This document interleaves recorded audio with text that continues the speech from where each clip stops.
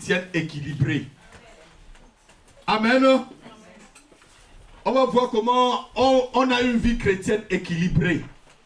Parce qu'il y a, si on parle de vie chrétienne équilibrée, ça veut dire qu'il y a aussi des vies chrétiennes déséquilibrées. Évidemment. Alléluia. S'il y a équilibre quelque part, ça veut dire aussi qu'il y a déséquilibre. Pourquoi beaucoup de vies chrétiennes sont déséquilibrées? La vie chrétienne doit être faite normalement d'une succession de combats et de victoires. Non, quelqu'un n'a pas compris. La vie chrétienne normale, équilibrée, c'est une vie, ma fille, Éléonore, Élodie, avec tous les « et » que j'ai à l'église. Alléluia. C'est une vie qui est faite de combats et de victoires. Si vous arrivez quelque part, heureusement que vous êtes déjà atterri dans la maison de prière. Amen. Si vous voulez parler de Jésus-Christ à quelqu'un, de la vie chrétienne, dis-lui que cela est fait de combats et de Victoire. Amen. Amen. Ce n'est pas comme le combat du combat spirituel. Hein? C'est différent de ce qu'on va dire combat. Tu tapes l'air, tu ne sais même pas qui tu es en train de taper. Alléluia. Tu tapes l'air, tu ne sais pas qui est en train de taper. Tu t'essouffles quoi. Alléluia. Mais c'est un autre combat. On va voir ce combat-là cet après-midi. Lorsque nous sommes dans le Seigneur, cela ne veut pas dire que tes problèmes sont finis. Regardez-moi. Regardez-moi. Quand on vient dans le Seigneur, c'est le début de la solution à tes problèmes. Amen. Non, quelqu'un n'a pas entendu. Amen. Quand tu rencontres Jésus, c'est le début de la solution. Ça ne veut pas dire que les problèmes sont terminés. Voilà vraiment quelqu'un qui commence à être équilibré dans le Seigneur. Mais lorsque beaucoup, on les amène dans le Seigneur, on dit, ah non, tes problèmes vont finir. Je vais te dire que c'est même là le début de tes problèmes. Ah non, non, non. C'est le début de... C'est le début de persécution. C'est le début de moquerie. C'est le début que tes amis vont te lâcher, Coralie. Hein? C'est le début que les gens vont t'insulter, Walter. C'est le début que les gens vont même cracher sur toi. Alléluia. Amen. Mais tu as la victoire. C'est pas sur toi qu'on crache, c'est sur Jésus qu'on crache. Ah non, quelqu'un devrait acclamer le Seigneur. Que cela ne te fasse pas fuir. On a vu l'autre jour les différentes terres, comment les terres, la semence. Lorsque tu es dans le Seigneur, il faut que tu sois équilibré dans ta tête. Équilibré dans les choses que tu fais. Vous savez, lorsqu'on n'est pas équilibré, on devient comme un sorcier. Tu peux même être un chrétien sorcier. Non, quelqu'un m'a pas regardé. Tu peux être un chrétien mais un sorcier. Tu fais tout d'une façon déséquilibrée. Vous savez, il y a des gens qui veulent que le Seigneur les parle matin, midi, soir. Si tu veux que le Seigneur te parle matin, midi, soir, lis sa parole. Amen. Ne va pas entendre la voix. Oh, Gérard, mon fils, c'est ton Dieu qui te parle. Non. Il peut faire entendre sa voix comme le jour où il a fait entendre sa voix au Jourdain. Alléluia. C'est lui qui décide. Il est souverain. Mais garde, c'est ça l'équilibre chrétien que je suis en train de vous apprendre là. Parce qu'il y a des gens, ils veulent même que le Seigneur les parle pour qu'ils viennent à l'église. C'est de la sorcellerie. Amen. Non, mais notez-le cet après-midi. Hein. Il y a des gens qui prient pour que Dieu les demande d'aller à l'église. Dieu t'a dit déjà d'honorer le jour du sabbat, d'aller à l'église prier. Il ne te dira rien. Amen. Tu es en train de faire de la sorcellerie. Est-ce que tu m'entends? Dieu ne te réveillera pas dit, oh Thérèse, aujourd'hui c'est le jour du Seigneur. Va prier à la maison de prière. Si tu entends une voix comme ça, lève-toi, tu dis, arrière de moi, Satan. Amen. Amen. Dieu nous guide. Qui croit à cela? Dieu nous conseille. Qui croit à cela? Dieu nous garde. Qui croit à cela? Dieu nous protège. Qui croit à cela? Voilà la vie chrétienne équilibrée. Ce qu'il a dit, il le fera. Parce que quoi? Il n'est pas un menteur. Ni le fils d'un homme pour mentir. Alléluia.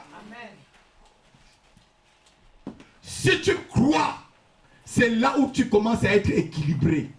S'il ne le fait pas aujourd'hui, il le fera demain. S'il ne fait pas demain, les jours ne sont pas finis. Alléluia. Et la Bible dit que les bontés de l'Éternel ne sont pas épuisées. Elles se renouvellent. Si ce n'est pas aujourd'hui, Papa Sibi, c'est bonté, c'est encore demain. Si ce n'est pas demain, c'est après-demain. Si ce n'est pas après-demain, c'est après-après. C'est lui qui fixe la date. Toi, reste tranquille. Oh non, quelqu'un n'a pas entendu là. Toi, reste dans la paix, mange, prie, dors, va évangéliser. Mange, prie, dors, va évangéliser. Continue. Travaille pour le Seigneur. Alléluia. Regardez-moi. Hein. Dieu sait confondre les gens. Moïse avait, je veux dire que Moïse n'avait même plus les dents quand il a commencé à servir Dieu. Parce que mais, tous les gens qui ont souvent 80 ans, là, il y a beaucoup qui ont les prothèses dentaires, non? Il n'y a que les dentiers. Non, quelqu'un n'a pas entendu ce que je disais. Hein? Moïse avait des dentiers quand il allait commencer à servir Dieu. Je comprends pourquoi le gars pouvait dire Seigneur, je ne peux même plus bien parler. Oh non, quelqu'un peut acclamer le Seigneur. Je ne peux même plus bien. Et il n'y avait plus rien là. Amen. Mais Dieu avait des promesses sur sa vie. Dis, Dieu a des promesses sur ma vie. Et cela va s'accomplir. Au temps favorable, au temps fixé par l'Éternel des armées, cela s'accomplira. Amen. Si tu gardes la parole de Dieu, si tu gardes sa confiance et que tu ne doutes pas, c'est là où tu commences à devenir un chrétien équilibré. Vous savez, lorsque j'ai commencé vraiment à être pleinement dans la conversion, j'étais à Libreville, je demandais Seigneur, il faut même venir me prendre. Hein? Je n'avais besoin ni d'or ni d'argent. Je ne voulais pas les Ferrari comme mon fils. On l'a acheté. Qu'est-ce qu'on a? Lamborghini. Hein? On a acheté un Lamborghini. Et ce n'était pas mon problème. Je voyais que lui seul me suffisait. Et lorsque tu es dans cette attitude, que tu es, que tu n'as, tu es tranquille. Paul pouvait dire ceci, Philippiens, je sais vivre, on va le lire, je sais vivre dans l'abondance et je sais aussi vivre dans la disette. On va le lire Philippiens, je crois, chapitre 2. Je sais vivre dans l'abondance, je sais vivre aussi dans la disette. Donc un chrétien doit avoir cette attitude-là. Ce n'est pas seulement quand un frère t'a béni ou une soeur t'a béni que c'est le bon moment. Alléluia, alléluia, ouais, le Seigneur m'a béni, non. Philippiens chapitre 2, je crois. Lisons-le. 2 combien? Lisons-le rapidement avant que je n'engage le message. Il dit ceci. Il dit, j'ai été comblé, je crois que c'est ça qu'il dit.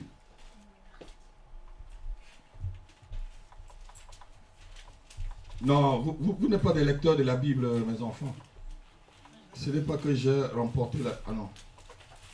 Est-ce que c'est même Philippiens là?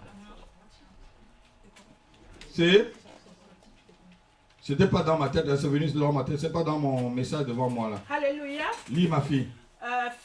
Philippiens. Ouais, c'est Philippiens. Philippiens 4. Oui, voilà. Verset 12. Exactement, il y avait un 2 dans ma tête. Philippiens Philippiens 4, verset 12. Lis-le, ma fille. Je sais vivre dans l'humiliation Exactement. et je sais vivre dans l'abondance. Oui. En tout et partout, j'ai appris à être rassasié Aha. et à avoir faim. Et avoir faim. À être dans l'abondance Et à être dans l'abondance. à être dans la disette. À être dans la disette. Je puis Je tout. puis tout par celui qui me fortifie. Amen. Amen. Philippiens chapitre 4, à partir du verset 12. Il dit, je sais vivre dans l'abondance. Je sais aussi vivre dans la... Disette. C'est ça l'équilibre. Amen. 21. Savoir être dans l'abondance et glorifier Dieu. Savoir être aussi dans la disette et le glorifier. Voilà une vie chrétienne équilibrée. Amen. Non, je croyais qu'on devait acclamer le Seigneur. Amen. Non, si je vous dis seulement que vous êtes dans l'abondance, alors vous allez acclamer. Alléluia. Dans la disette, tu le bénis. Dans l'abondance aussi, tu le bénis. Amen. Alléluia. C'est ça la vie chrétienne équilibrée. C'est pas seulement quand je n'ai pas de problème.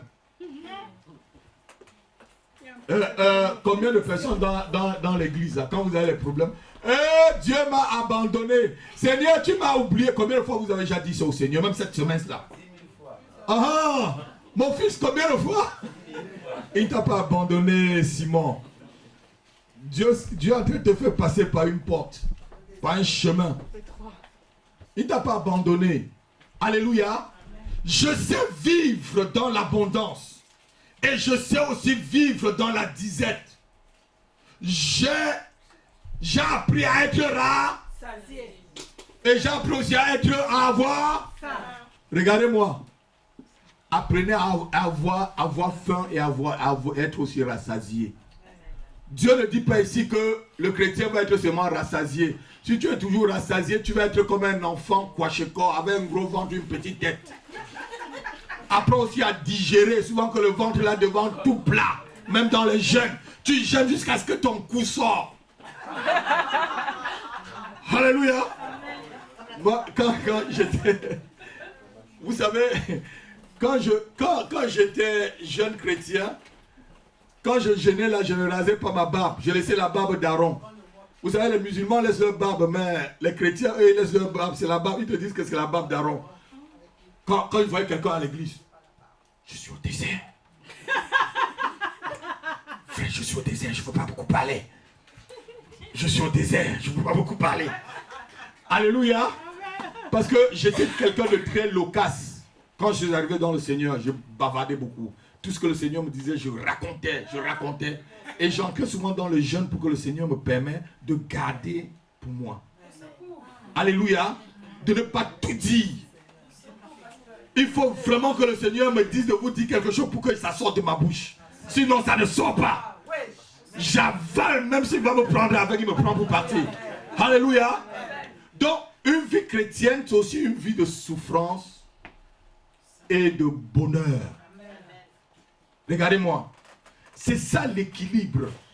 Je sais vivre dans l'abondance. Je sais vivre aussi dans le manque. Et je puis tout par celui qui me fortifie. Amen. Donc c'est Dieu, quand tu es chrétien là, ta vie est entre ses mains, Papa Sibi. S'il décide maintenant qu'il va t'appeler, tu vas dire non, John. Tu vas dire que non, j'ai mon entreprise là. Il y a l'immeuble Facep de l'autre côté à Clichy. Là, on m'a dit que c'est moi qui va le vendre. Hein? Non, Seigneur, attends que je vende d'abord ça, je fais des bénéfices avant d'arriver. À quelle heure? À quelle heure? Comme ma fille le dit là. Donc, lorsque tu es dans le Seigneur, tu marches avec lui. Laisse-le te conduire. S'il te conduit dans un moment de souffrance, accepte la souffrance. Si c'est le moment de porter ta croix, porte-la joyeusement. Amen. Alléluia. Amen. Si c'est le moment d'humiliation, supporte l'humiliation. Alléluia. Amen. Vous savez, Je puis tout par celui qui me fortifie. avant qu'on ne soit vaillant devant les hommes, on a déjà fait des exploits cachés. En vérité. Non, quelqu'un ne m'entend pas. En vérité. Vous savez, David a tué les lions avant de tuer Goliath. C'est vrai. Ah non, non, je croyais que l'église va acclamer. Non, non, non, non, non. Vous n'avez pas entendu la révélation. Non, non, personne n'a... Non, la révélation n'est pas vraiment arrivée. J'ai dit d'abord, David dans les champs a tué des lions. Et avant de tuer Goliath. Quand Quand son exploit caché là, qui avait vu quand il a tué les lions? Tout seul. Dieu peut te permettre de faire d'abord des exploits que personne n'apprécie. Donc même si tu es en train de travailler dans l'église, personne ne t'apprécie. C'est ton exploit caché. Laisse. Dieu va te glorifier. Dieu va t'élever. Ne t'inquiète pas. C'est un exploit. Dieu t'élèvera. Alléluia. Non, église. Non, vous ne comprenez pas.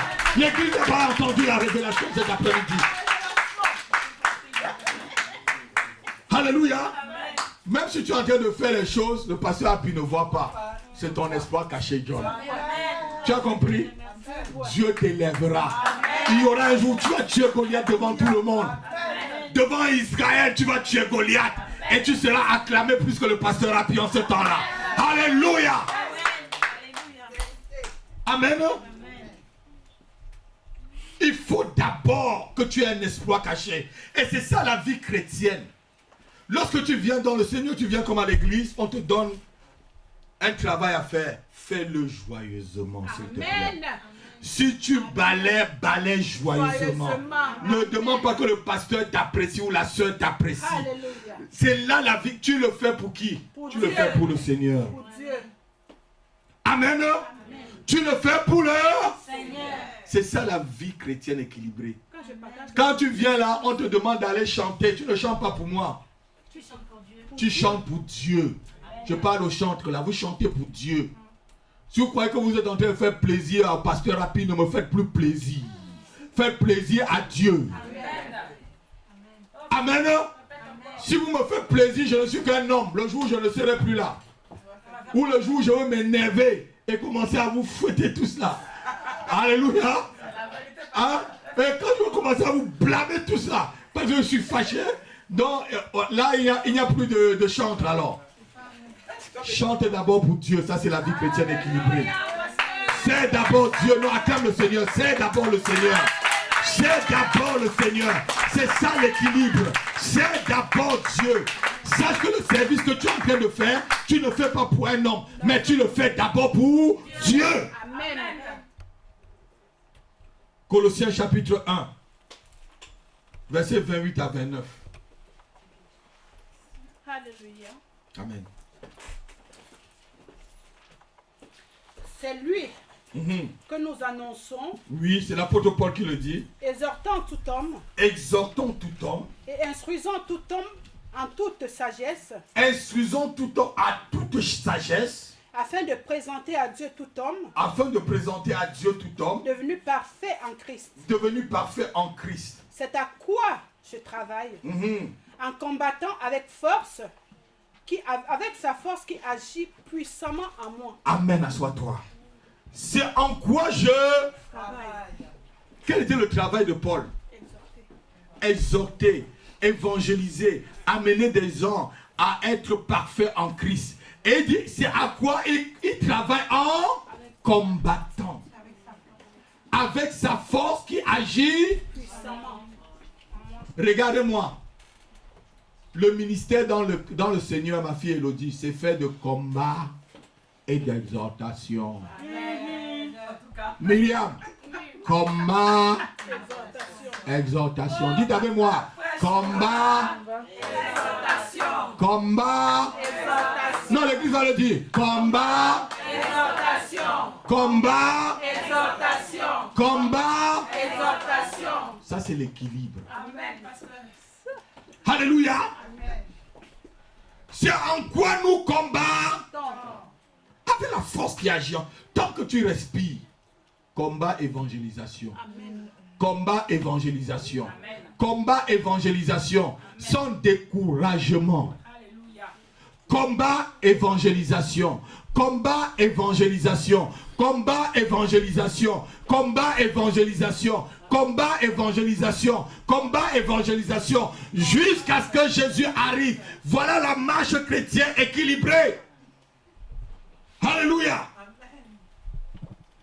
La marche chrétienne doit être équilibrée et nous fait attendre le temps de Dieu dans la patience. Les chrétiens ne sont pas patients. Toi, tu es dans l'église, tu es arrivé, tu as 40 ans. Tu veux qu'en 40 jours, Dieu te donne tout. Regardez-moi.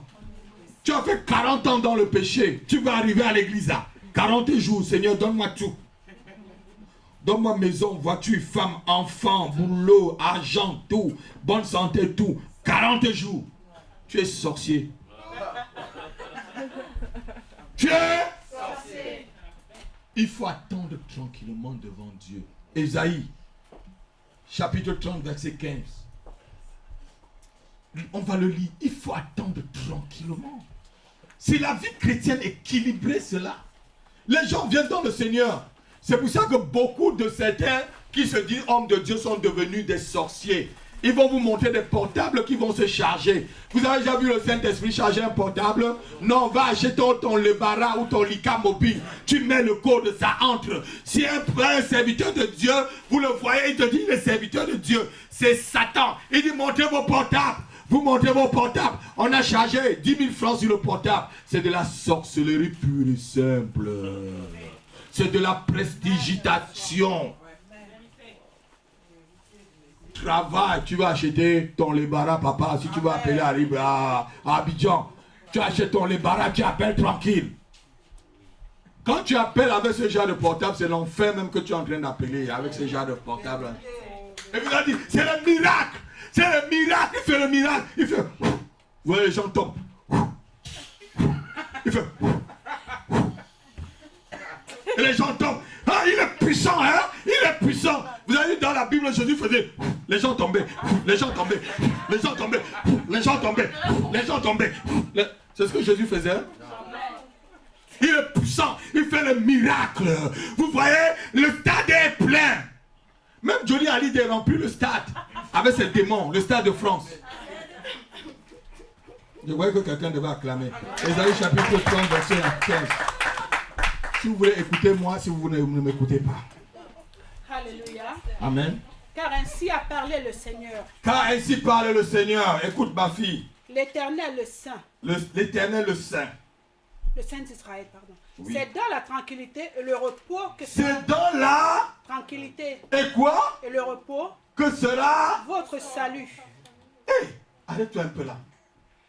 Dieu a dit que tu te déranges là pour le salut. Jamais. Regardez-moi. Dieu a dit que tu te déranges là parce que tu veux le travail. Jamais. Dieu a dit que tu te déranges là parce que tu veux un mari. Jamais. Dieu a dit que tu te déranges là parce que tu veux de l'argent ou un enfant. Il te dit c'est dans la tranquillité. C'est dans la tranquillité, Walter. Ça va venir même quand tu ne t'attends pas. Ça va venir même quand tu n'es pas prêt. Tu vas dire, mais Seigneur, oh, mais j'ai demandé ces choses depuis longtemps. Dans la tranquillité, le repos. Repose ton cœur, ne sois pas agité. Vous voyez les chrétiens que le cœur est agité, il a dit, et c'est les mbabobé. Essayez-les doucement. Les doigts là, comprends. Ah, ouais. Essayez-les, ça veut dire doucement. Mollo, s'il te plaît. C'est pas ça la vie chrétienne. Agité comme le vent. C'est dans la tranquillité et le repos que sera votre. Fini le reste. C'est dans le calme et la confiance que sera votre force. Voilà, arrête-toi là. C'est dans le calme et la confiance. Quand on parle de confiance, il met à la place de confiance foi. Parce que tu as confiance en Dieu. Sois calme et sois confiant en ce qu'il a dit dans sa parole. Et cela va se réaliser. Non, quelqu'un n'entend pas. Amen. Sois tranquille. Si ça ne vient pas le mardi, ça viendra le mercredi. Si ça ne vient pas le mercredi, le jeudi est là. Si ça ne vient pas le jeudi, vendredi est là. Et vendredi va appeler samedi, samedi va appeler dimanche. Ça viendra. Ne t'inquiète pas, s'il te plaît. Quel que soit le jour. Alléluia. Quelle que soit la durée de la nuit. Le jour va se lever. Amen. Alléluia. Le jour va se lever. C'est dans le calme et la confiance que sera votre force. On va voir pourquoi Ésaïe disait que c'est dans le calme et la confiance. Pas la force qu'on doit avoir pour combattre. Vous savez, j'étais tout à l'heure en train de dire à maman Eugénia que ceux qui nous agressent souvent, c'est des gens qui sont faibles. Ils ont peur. C'est ce que on était en train de voyager et je lui disais que mon épouse, Si quelqu'un t'agresse, c'est parce que la personne a peur de toi. Ceux même qui ont confiance en eux-mêmes sont calmes. Tranquille. Amen. Amen. Supposons, Paul vient attaquer Gérard. Gérard va rire. Hein? Il dit, je vais te taper Gérard. Gérard va le regarder. Il va. Mais qu'est-ce que l'enfant là? Amen. Gérard ne peut pas se déranger parce que Gérard est sûr de sa force. Donc ta force est dans le calme et la confiance. Le calme en Dieu et la confiance en Dieu. Vous savez, j'ai marché avec des sans confiance pendant près de 2 ans. Le sans confiance ne s'était jamais déchiré en bas. Tout ce que ça avait fait, ça avait coupé et j'ai pris le fil de fer, je l'ai rafistolé et le fil de fer est resté jusqu'à ce que je l'ai lâché. J'ai marché avec une paire de chaussures pendant plus de 2 ans, voire même plus même. Puisque je me suis marié avec la paire de chaussures, c'est ma femme qui l'a jetée. Ma paire de chaussures ne s'était jamais déchirée. Et j'allais à l'église tous les jours avec. Je rêvais changer une cravate, je n'avais qu'une seule cravate et une chemise. Et je prêchais à des millionnaires. Dans l'église, presque la moitié de l'église venait à l'église avec des Pajero. Vous connaissez les grosses 4x4 Pajero.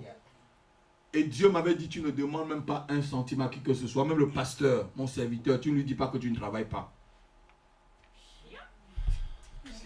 Donc je ne pouvais même pas demander au pasteur, même l'argent, même pour manger. Dieu m'avait dit, tu lui dis, tu ne lui dis rien. J'ai obéi.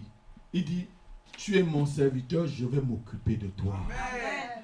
Et Dieu te dit ça, tu es en train de dire Amen, tu dors dans le cachot avec les souris. Et les souris mangent tes mains et tes pieds. Est-ce que tu vas être équilibré dans ta tête là ou pas? Dans la confiance.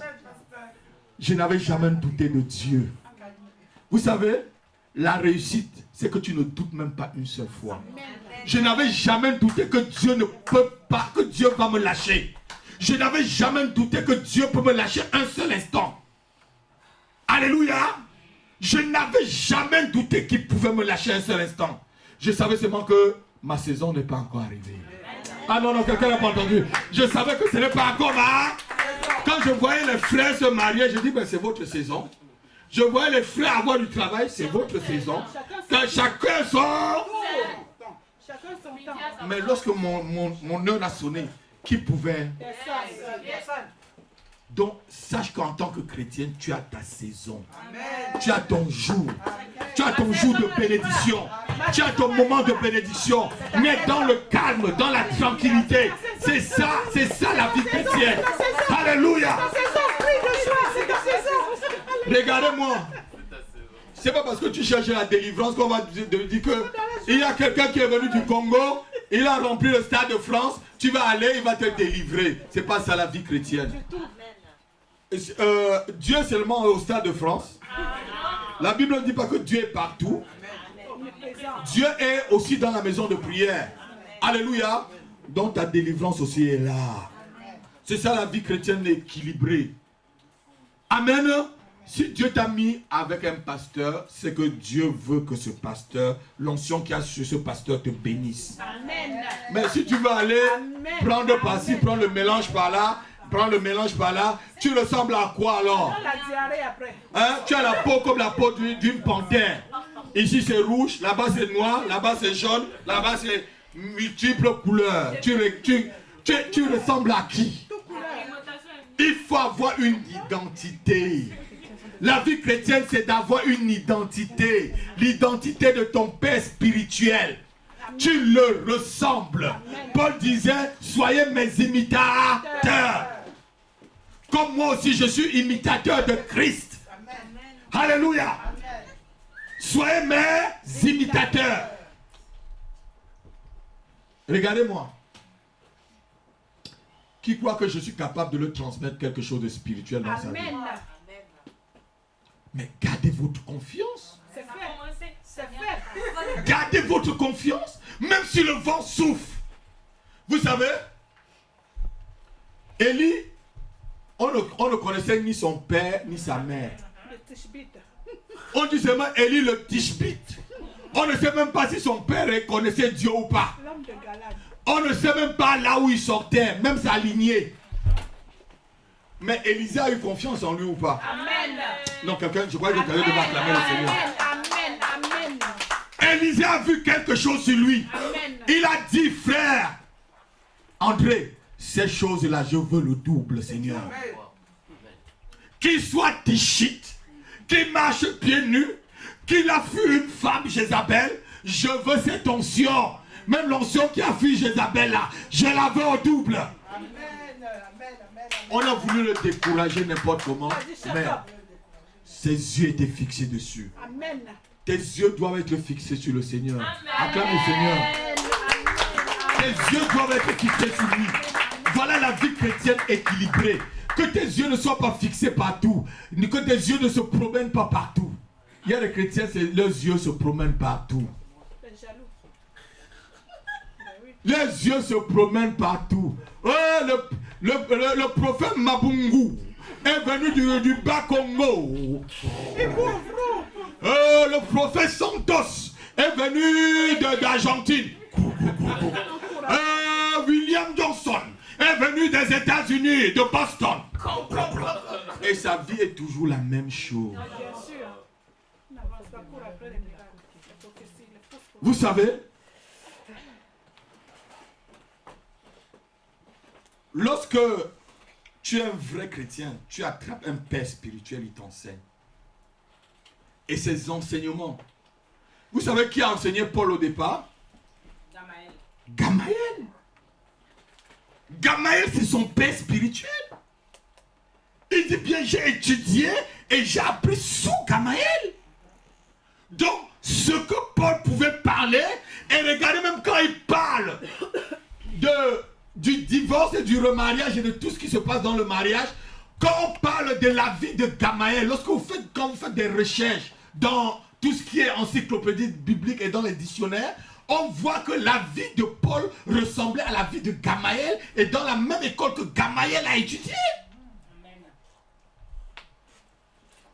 Alléluia. Ayez un père ressemblé à un père. Rebecca ressemble à ton père que je suis. Quand tu sortiras dehors, on va dire, c'est la fille du pasteur, et puis tu dis, oui, me voici. Amen.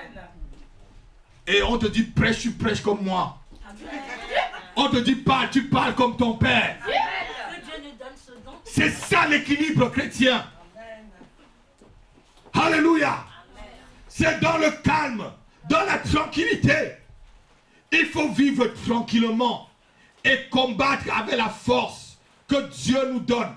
Combattre les pensées que Satan veut mettre dans notre tête pour refroidir notre foi en Jésus-Christ. Paul pouvait dire ceci, 1 Timothée chapitre 1 verset 18 à 19.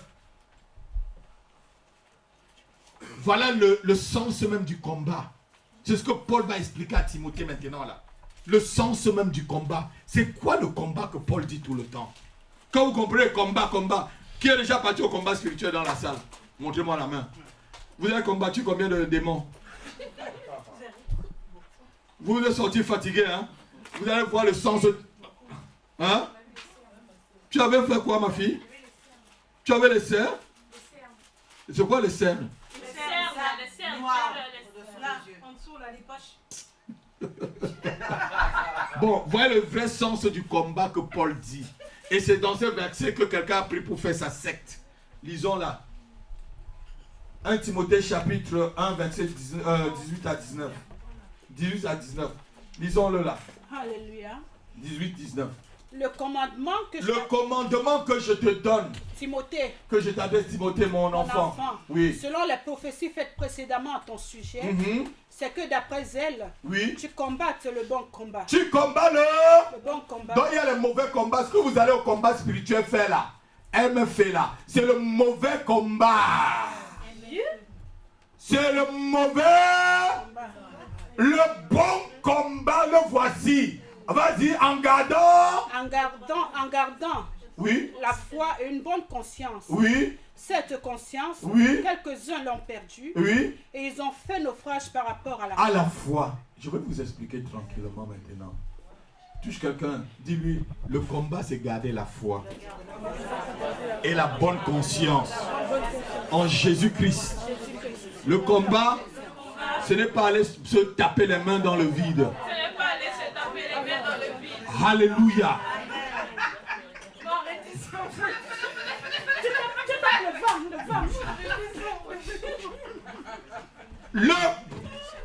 Qu'est-ce qu'il dit? Il dit, mon fils Timothée, je t'adresse ces recommandations selon les prophéties qui ont été faites à ton égard.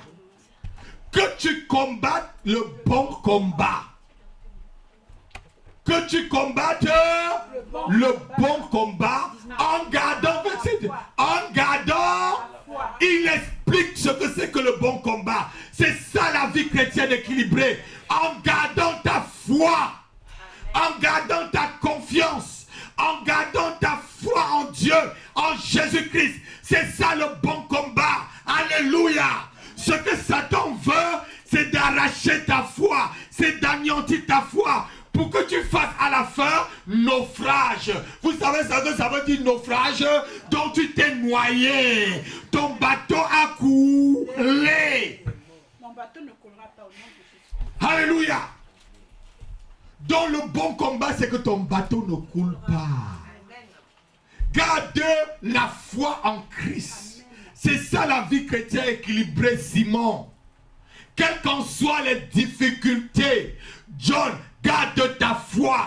Si tu ne vois pas la bénédiction aujourd'hui, et le demain sera un autre jour. The new day. Tomorrow is a new day. Tomorrow is the new day. Tomorrow is another day. It's not the same day. Hallelujah. Demain sera un jour nouveau. Demain sera un jour nouveau. Alléluia. Jésus a-t-il pas dit chaque jour suffit sa peine? Pourquoi aujourd'hui tu es dans la détresse et tu ne crois pas que demain tu seras dans la joie? Continue à croire que la joie du Seigneur sera ta force. Amen. Voilà le sens du bon combat. En gardant une bonne conscience. En gardant la foi et une bonne conscience. Si tu es un chrétien qui a gardé ta foi et une bonne conscience, la bonne conscience veut dire tu sais que tu ne dois rien à personne et ni à Dieu. Tu ne vis dans aucun péché. Tu es tranquille, tu fais des pieds et des mains pour fuir tout péché et pour sortir d'un péché dans lequel peut-être tu t'es mis. Tu gardes ta conscience tranquille. Dieu agira dans ta vie. Amen. Donc quelqu'un n'a pas entendu. Amen, amen, Dieu amen. agira Dans ma vie. Dans ma vie. Amen. Le bon combat et le véritable combat, c'est le combat de la foi. Vous allez aller à FMM là. Qu'est-ce qu'il dit souvent là-bas? Le feu, le feu, le feu, le feu, le feu, le feu, le feu, le feu, le feu. Fire, fire, fire, fire, fire. Ah. Il ne veut même pas connaître. Je ne veux même pas connaître. Quand j'étais à la Courneuve, plein de MFM sont venus chez moi, ils ont fui.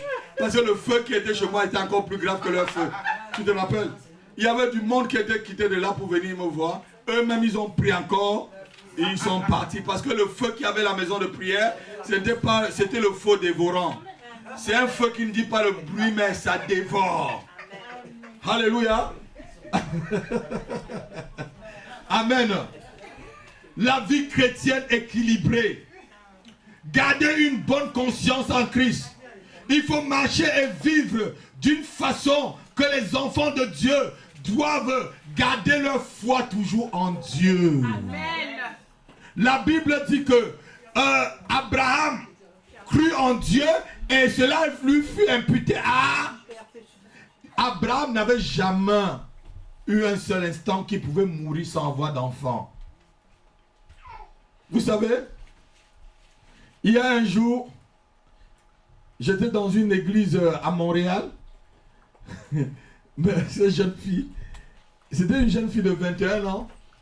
Elle avait décidé qu'elle va devenir milliardaire pour acheter le bâtiment au pasteur.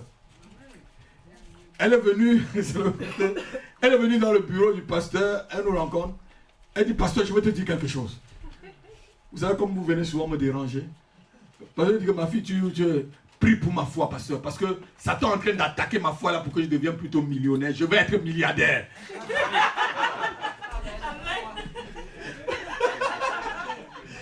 J'ai dit, ma fille, mets-toi à genoux là, on va prier pour toi. J'ai demandé au pasteur, prie pour elle là. Elle a que 21 là, il faut qu'elle soit vraiment milliardaire là. Elle a compris que Satan a attaqué sa foi pour qu'elle ne croit pas qu'elle sera milliardaire. Pour le Seigneur. Et son but c'était qu'elle achète un bâtiment pour l'église du pasteur. Et Satan était en train d'attaquer sa foi. Elle dit, non, tu vas être seulement millionnaire. Elle dit, non, je vais être milliardaire en dollars. Que Dieu la fasse être milliardaire. Au jour, et j'espère qu'elle va se rappeler quand même de cette prière. Elle achètera le bâtiment, même si ce n'est pas à son pasteur, qu'elle achète dans une autre église. Alléluia. Il faut garder la foi, c'est ça l'équilibre. Que tu vois et que tu ne vois pas maintenant, tu le verras. Vous savez, lundi, j'étais en train de lire mon premier cahier de prière. C'est sur ma table. Mes enfants peuvent le dire. Mon premier cahier de prière, quand je suis arrivé dans le Seigneur. J'ai vu que je priais déjà pour vous. Et pour la maison de prière, je n'avais même pas encore la vision de l'église en France.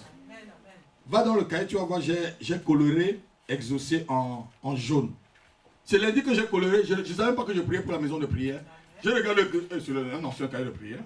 Et je demandais au Seigneur d'ouvrir les portes pour que l'évangile soit prêché en France. J'avais commencé vraiment France, Hongrie, j'ai cité tous les pays de l'Est et tout.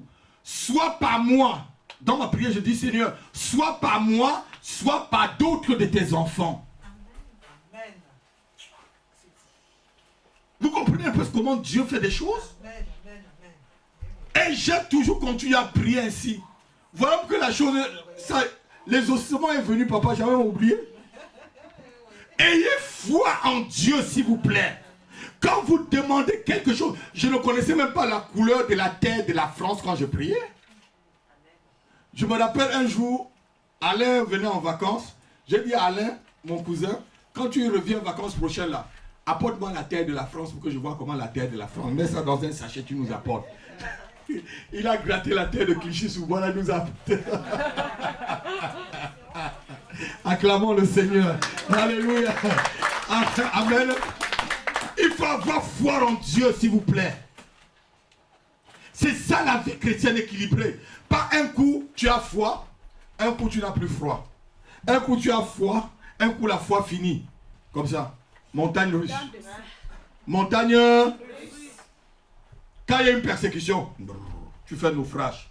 Ah, quand le pasteur a dit des bonnes choses, tu commences à sortir un peu de ta tête.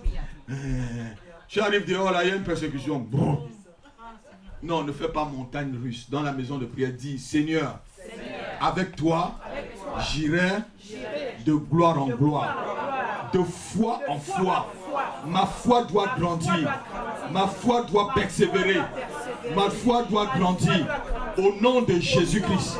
Amen. Un chrétien doit être équilibré dans sa foi. Alléluia. Plusieurs chrétiens ne sont pas équilibrés parce qu'ils s'attachent au rudiment de la parole de Dieu. Et ils ne demeurent pas dans le Seigneur. Jésus dit, si vous demeurez en moi et que mes paroles demeurent en vous. Et il a dit que vous demeurez dans les prophètes et pasteurs. Il dit, ces paroles demeurent en toi, frère. C'est ça la vie chrétienne. Vous savez, quand j'ai rencontré ma femme, on était fiancés. J'ai vu qu'elle calquait beaucoup. Elle attrapait toutes les prophéties qu'on pouvait lui dire. Je lui ai dit, tu sais ma fille, ma vie là n'est pas calquée sur les prophéties. C'est pas tout ce que je te dis tout le temps. La vie chrétienne n'est pas calquée sur les prophéties. C'est calqué sur ce que Dieu te dit. Il dit dans la parole. elle a commencé à comprendre cela tranquillement. Elle a commencé à comprendre que non, Dieu parle pas sa parole. Combien de prophéties on vous a déjà donné? Montrez-moi les mains, vous l'avez. Non, dites-moi la vérité. Combien de prophètes ont déjà prophétisé sur vous là? Hein? Vous savez, Christ est l'esprit de la prophétie. La Bible dit, Dieu a autrefois parlé par les prophètes, mais aujourd'hui il parle par qui? Par son Fils qui est l'empreinte de sa parole. Oh! Soyez équilibrés. Et sachez aussi, je vais vous dire l'équilibre chrétien. Une prophétie se réalise si ça trouve une condition idéale. Yes. Regardez-moi. On peut prophétiser des choses sur toi, papa, et c'est la vérité. Mais si tu n'es pas dans les conditions idéales, la prophétie ne se réalise pas. Voilà. Demandez-moi comment. Voilà. Comment, pasteur? Dieu avait dit qu'après 70 ans, Israël devait être libéré. Et 70 ans sont passés. Israël était encore toujours dans la captivité. Il était toujours en captivité. Mais qu'est-ce que Daniel a fait? Lisez Daniel. Il a jeûné, il a prié, il a demandé pardon pour le péché de son peuple pour qu'il soit libéré. Si Daniel ne priait pas, la prophétie c'était vrai, non? C'est Jérémie qui avait prophétisé. Lisez Jérémie. C'est Jérémie qui a fait cette prophétie. Et que 70 ans sont passés. Jérémie n'avait pas menti. Donc une prophétie ne peut se réaliser dans ta vie que ça trouve la condition normale. Mets-toi dans les conditions normales pour que cela soit vrai. Amen. Alléluia. Amen. Examinez toutes choses, dit l'apôtre Paul. Un chrétien équilibré examine toutes choses. Examinez les prophéties pour voir si elles viennent de Dieu. Prenez ce qui est bon et ce qui est mauvais, là tu mets à côté. Vous savez, je vais bientôt conclure là. Un jour, j'étais toujours à Montréal. On était, je crois, une dizaine d'hommes de Dieu dans un restaurant. On était autour d'une table dans un restaurant. Il y a une sœur prophétesse qui s'est levée. J'ai expliqué ça à ma femme. Elle disait, elle est venue vers moi. Je vois des dollars qui pleuvent sur toi, des dollars. Je l'ai regardé comme ça. Je les cause toujours, tu m'intéresses. Je vois le Seigneur me dire, tu vas avoir une société avant de le servir. Tu auras, voilà. Je vois, ça pleut. J'ai dit, tu me causes, tu m'intéresses. C'était pas du tout mon problème. Je reviens ici. Un homme de Dieu revient me retrouver au KFC ici, dans la porte de Clignancourt. Me dit, Dieu m'a montré dans la nuit, tu étais assis sur beaucoup d'argent et tu ne te disais rien du tout. Et je te disais, ramasse, tu es pasteur, je ne sais pas mon histoire, ça. C'est que je veux servir Dieu.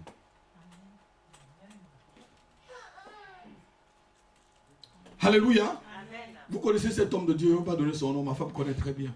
Il dit, pasteur, le jour où tu auras... Acclame le Seigneur. Acclamez le Seigneur. C'était une parenthèse. Alléluia.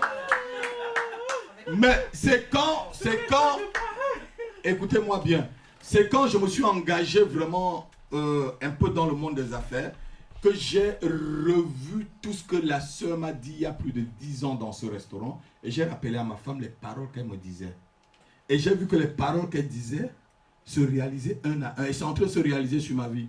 Mais à l'instant qu'elle m'a dit là, je suis pasteur, je prêchais dans son église, je priais pour les gens. Mais quand elle me disait, ce n'était pas du tout mon problème. Parce que Dieu me donne ou pas, c'était pas du tout c'est pas mon souci. Je sais vivre dans l'abondance et dans la disette. C'était pas du tout. Cherche premièrement le royaume de Dieu et ça, et les autres choses viendront.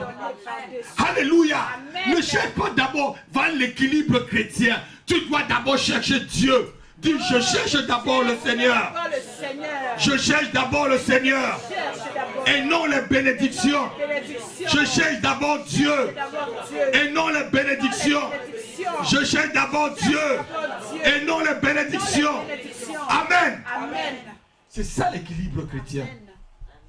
Tu cherches d'abord Dieu. Ce n'est pas les bénédictions qui vont t'amener au ciel.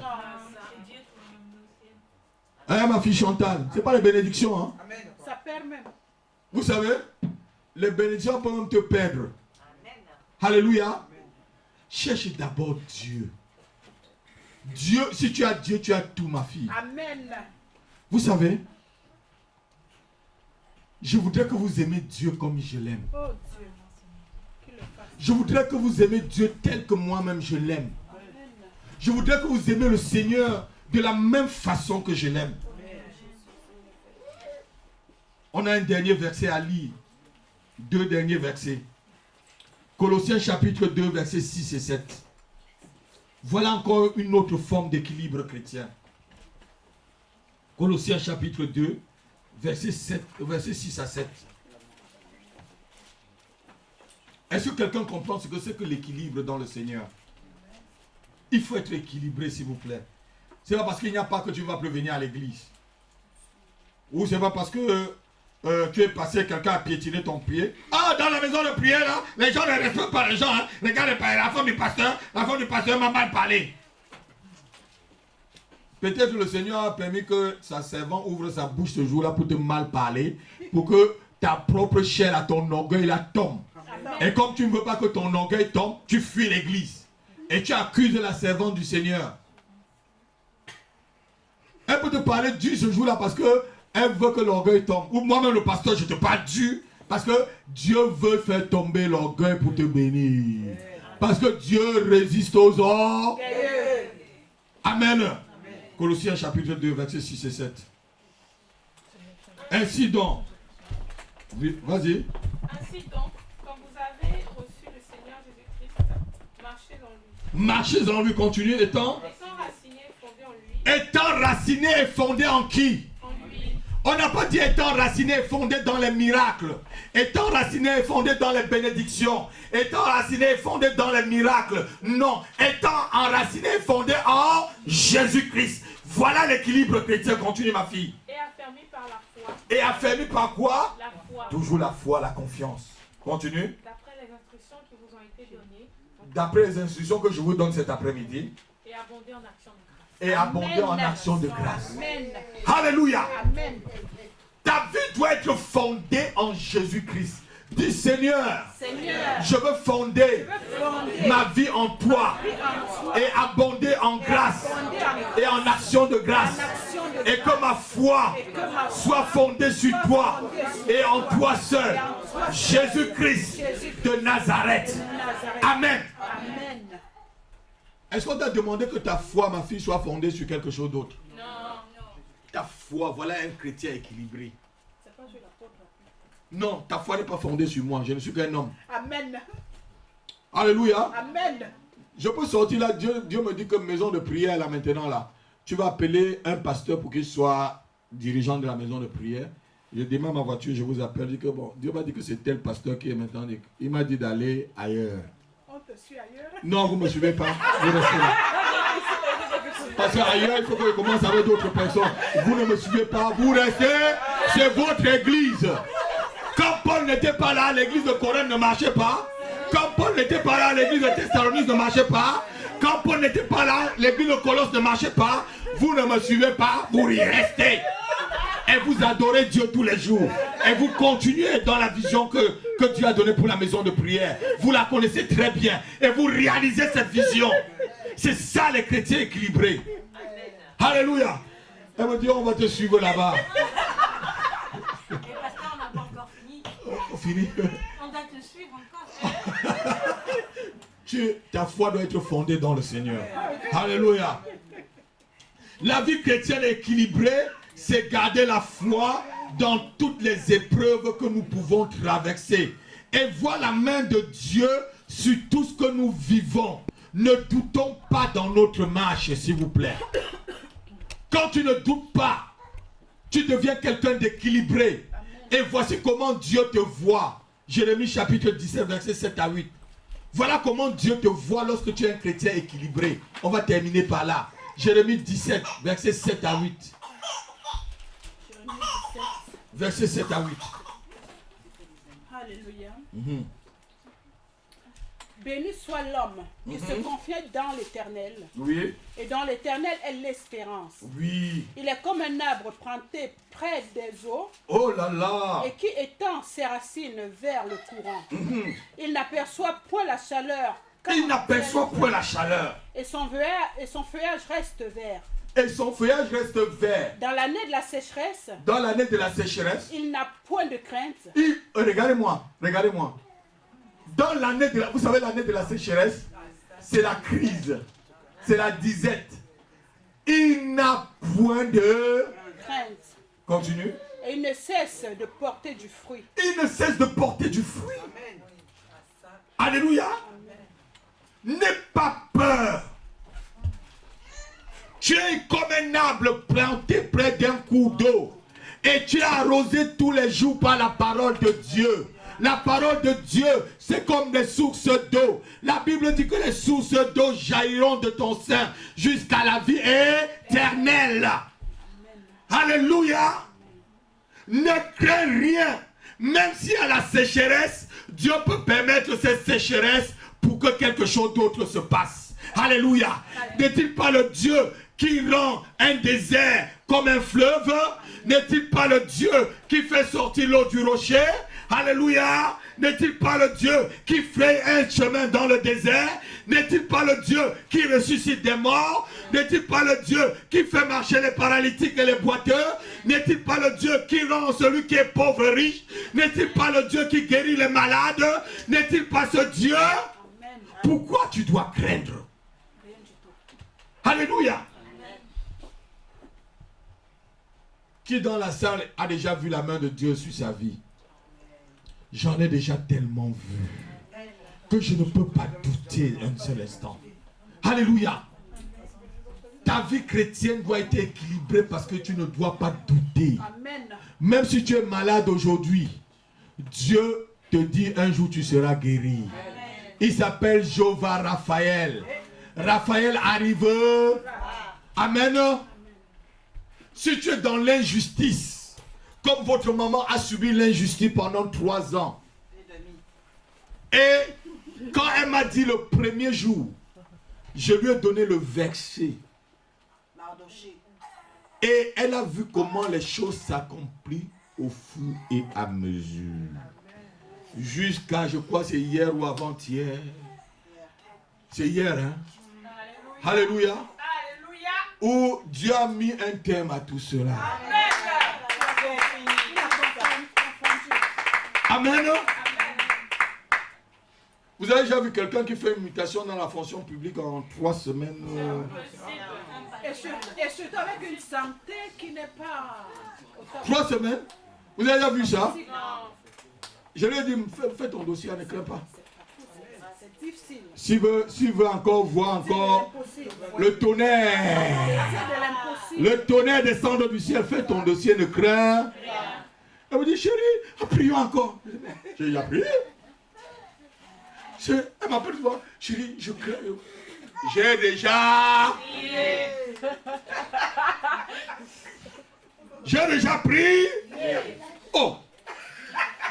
Qui peut stopper ma prière? Non, non, je vois quelqu'un. Qui va stopper ma prière? Il n'est pas né.